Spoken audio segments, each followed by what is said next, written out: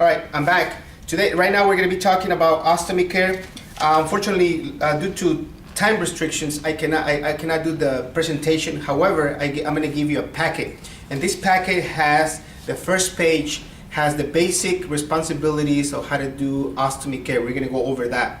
And step by step, and actually this will cover the majority of the patient. Of course, sometimes we have patients that have irregular or weird shaped stomas, or perhaps retracted with complications, but this will probably cover most of your patients.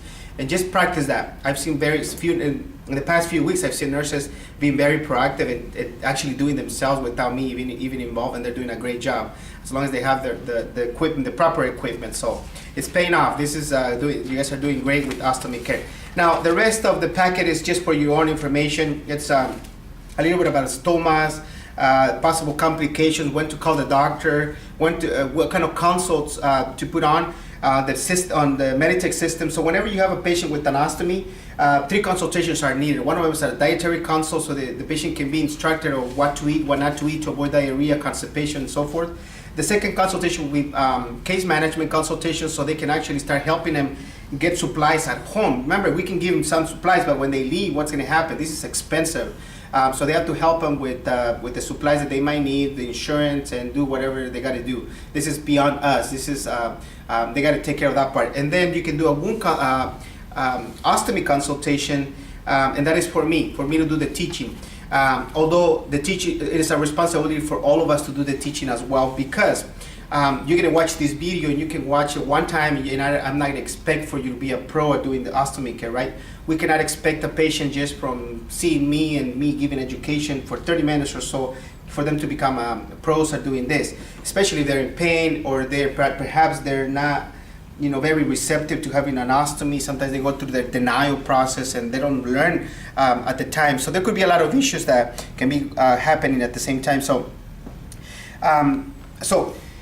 let's get started. So the packet, like I said, is for your own information. When you do a consultation for me, I'm gonna see the patient. We're gonna go over the products. I'm gonna tell them what to use, how to use it. However, it's important for you to reinforce that information. If the ostomy pouching system gives out in the middle of the night, then Jeannie Hong might be responsible to do the ostomy care here and there. So she will be teaching the patient how to do it, as much as they can. Sorry, Jeannie. Hi. But anyways, so when your nursing assistant empties the pouching system, it will be important for them to start teaching the patient how to empty the system. So every opportunity we have to teach the patient something will be ideal. Remember, sometimes we have a few days before the patient gets discharged, and in those days we have to do everything possible to make sure they learn as much as they can. One of the possible complications is they leave, they don't know how to take care of their ostomy. What's going to happen? They're going to put the system, it's not going to stay there, it's going to be leaking, the skin around it is going to get irritated, it's going to start weeping. You put another pouching system, it's not going to stay, and it's going to become a big issue. I've seen patients come to the ER just because they couldn't do the ostomy care, and then that's a ER visit we don't need. It wasn't needed as long as we do the proper education. All right, so we have a patient right here, and we have a stoma. What is the first thing you're going to look? Well, you're going to look at your stomach. How does it look? Nice, red, moist, right? Moist and red, and that's what you want to see. You want to see black, you don't want to see yellow, you want to see purple. If you ever see those colors, called the wound care nurse and also the surgeon, it has to be red and moist. Sometimes there's a little bit of bleeding or blood clot that eventually will slough off. Then you assess your peristomal skin. It should always be the same as the rest of the skin, not red, broken, with no issues. So that's the goal, for you to put a pouching system that will conserve that integrity of the skin. And then the next step that you're going to do before you go and grab your products from the Pyxis is you're going to try to measure your stoma. Now this is a very nice round stoma, so you can use this. This is actually in the Pyxis where your wafers are. You have them in there, they're in the boxes. So you can measure them, or you can also measure them with a ruler. If you don't have that tool, you can actually measure them with the ruler. It's about 35 millimeters. The same thing I can do, I can try them all, and then I go into the right one. This is a 38 millimeters, a little more accurate. So what is that helpful? 38 millimeters. So when I go to my Pyxis, you're gonna have 3 products, 3 different wafers, and these wafers have a range. This one is 33 to 45. This one is 22 to 33, wrong size. This one is 45 to 56, wrong size. Too big, too small, right size. So that's how you're gonna get the right product. So this one is 38 millimeters, right here 33 to 45, perfect. This will be the perfect fit. Now you grab your wafer, and you grab your bag that is for the same size. All right, so the very first thing that you're gonna do is you got your products, then you're gonna get seal rings. Right now you can get them through materials management. However, they're gonna be soon available in the Pyxis, I hope. And this is what we use instead of paste. Try not to use paste, paste is really messy. I hate removing paste, and it's very, can be very, I don't have the right word for this, but if you ever have paste and you have to take it off, it's really, really difficult. Now, one of the problems with paste, a lot of nursing staff believes that it's just cement. They put it all over the place, and then you put a pouching system, but it's not for that. It's supposed to be for seals. If you ever have to use a paste, you have to put it around the stomach to get a seal, not to expect that this is cement and it allows the pouching system to stay in the skin longer, because that will not work. So try to avoid paste. Hopefully we're gonna remove them from the Pyxis so we can have seal rings instead. And then you're gonna use a skin moisture barrier. Now this is the ideal one. I prefer that for Ostomy Care, a little stronger, but if you don't have it available, you can use a Cavalon as well. And then you can have a foaming cleanser, or you can have some saline or water. So the very first thing you're gonna do is you're gonna cleanse the peristomal skin with the foaming cleanser, or you can use some saline and clean it and pat it dry. Step number one, okay? You clean your skin with foaming cleanser. When patient goes home, you can always teach him you can use soap and water, but it has to be a soap that is non-oily. What happens if you use something oily? When you put your pouching system, it's not gonna stick. So you gotta be very careful with that. This one actually works quite well. So you clean the peristomal skin, you pat it dry with gauze or a towel. And then after that, you're gonna protect your skin. Step number 2 is protect your skin. And like I said, if you don't write any of this stuff down, it's already on these instructions, step by step. I'm just gonna do it hands-on. So you get your wipe, your Cavalon barrier, you put it around, you start around the stoma, and you go around, and then you put it pretty much to the size where the whole pouching system is gonna go. Let it dry for about 30 seconds or so. Then after that, step number 3, you're gonna get your seal ring. Now, seal ring, you can cut it however you want. You can mold it however you want. The best way to do it is actually just start stretching it in all directions, so it can go right next to the stomach. Doesn't matter if it touches the stomach, it will not constrict in any way. So you can do that. If you make it too big, you can actually just squeeze it together, and that's gonna be your seal right there. Okay. Step number 4 actually. So you have your wafer. This is your wafer. This is the skin barrier that's gonna go on the skin. So obviously right here, if you can see, it's too small, right? So we use a moldable technology. So what we do with my fingers, I'm gonna squeeze the system. I'm gonna squeeze roll the edges so I can make it bigger. Instead of cutting, we can just mold it.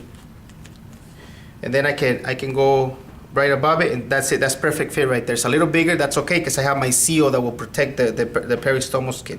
And then what I'm gonna do is, this is the patient's head, feet. I'm gonna put my bag maybe on an angle like this. Now, if the patient is bedbound, you can go like this, no problem. But if the patient is ambulatory and you do this, what's gonna happen?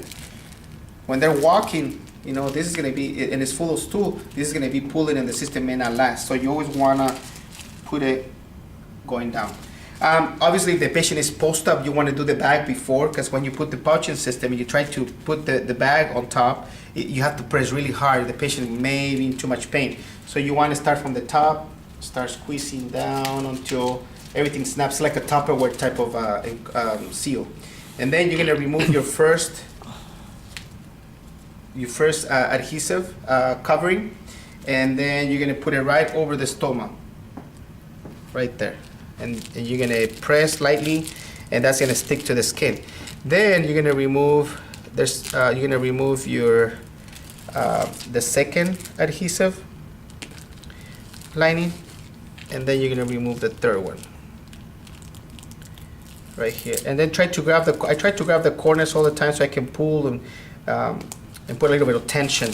Then I'm gonna go around and make sure everything's adherent to the skin. And one thing that can actually make a system last longer is if you can be there, put a little bit of pressure, and maybe for 2-3 minutes, and that allows the whole system to adhere well to the skin, and the ink and seal to mold and seal any potential leaks. And that'll be the, how you do this type of system. Okay, any questions? Okay, thanks. So there's another problem that we may encounter nowadays.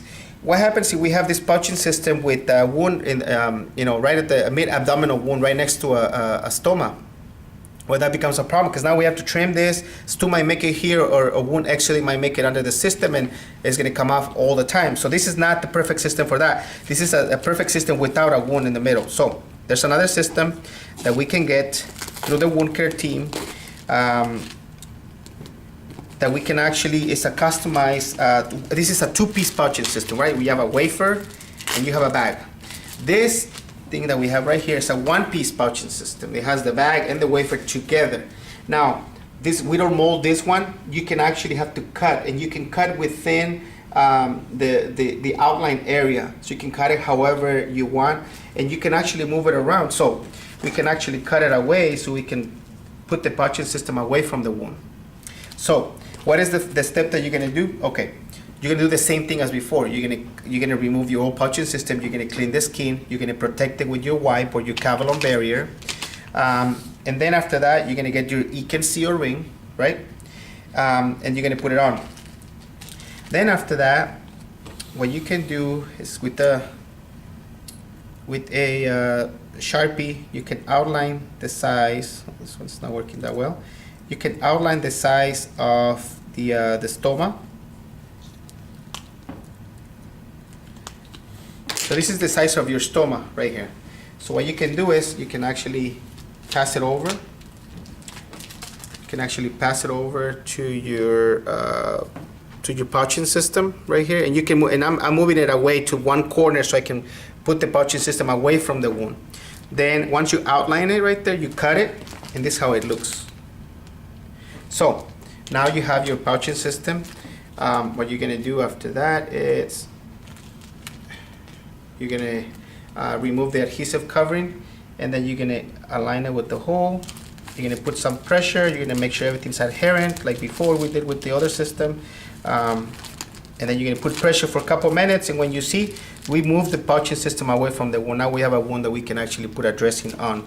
To close the bags, it's always going up towards the patient, so up, up, up. And this one Velcros, it stays in place. This one is the same way. You have the pouching system like this, so it goes up, up, up, and this one has 2 Velcros, one, and then another one that goes under, 2. You want to empty your bags when they're 1/3 to half full. Do not wait to get too heavy, otherwise what's going to happen, the pouching system is going to come out. Pouching systems usually can be changed 3 to 4 days. The longer they last, the better, as long as there's no leakage, and as needed. If there's a leakage, how are you going to determine there's a leakage? You always assess your pouching system underneath. If you see white discoloration or green discoloration, whatever the stool color might be, then you know it's leaking already, so you have to change it before, even if it's not the 3rd or 4th day.